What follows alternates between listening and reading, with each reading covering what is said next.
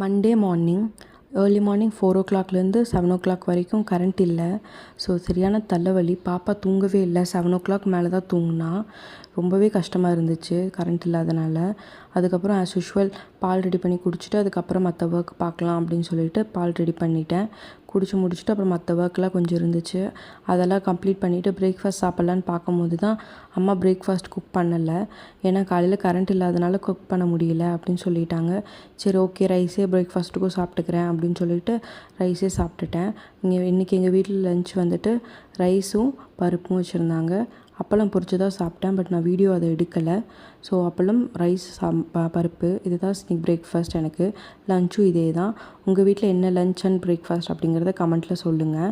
11 o'clock போல் எனக்கு வேறு ஏதோ சாப்பிடணும் போல் இருந்துச்சு. ஸோ ஃப்ரெஞ்ச் ஃப்ரைஸ் பொரித்து சாப்பிட்டேன்.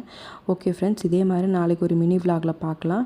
நீங்கள் லைக் பண்ணிக்கோங்க, சப்ஸ்கிரைப் பண்ணிக்கோங்க. பாய்.